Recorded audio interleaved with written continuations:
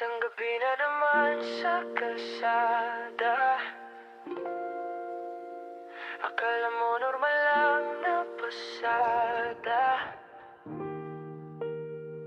pero di mo alam, yun na pala ang huli.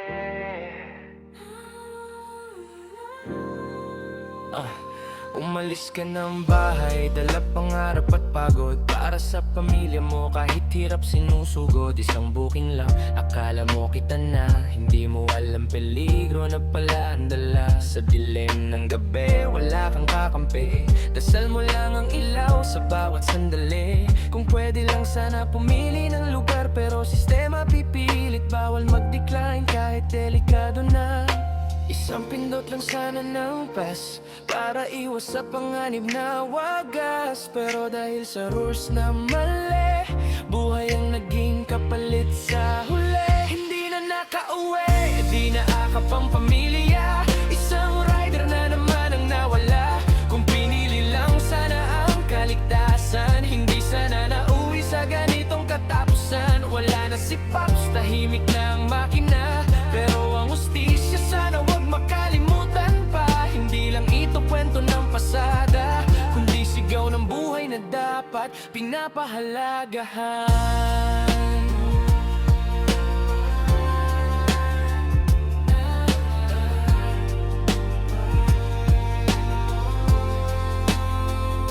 Hindi kami robot na susunod na lang lagi. May pakiramdam din, may takot sa gabi. Gusto lang namin makauwi ng buo, hindi maging balita kinabukasan na duguan sa kanto. Tanggalin niyo sana ang pause sa gabi para makaiwas sa lugar na delikado lagi. Hindi lahat ng booking dapat tanggapin kung buhay na namin ang nakasalalay sa dilim. Para sa'yo Pops, hindi ka namin iiwan sa bawat ride. Dala ka namin sa daan, sa bawat makina na aandar sa gabi. Paalala mo, mag-ingat palagi.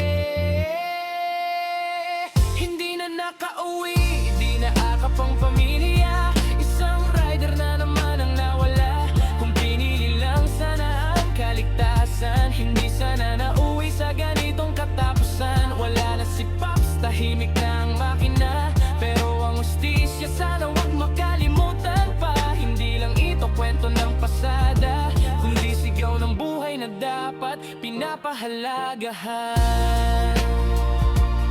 Sa bawat rider na lalabas ng gabi, hindi na kitang hinahanap, kundi makauwi ng ligtas lagi. Rest in peace, Pops. Hindi ka namin makakalimutan.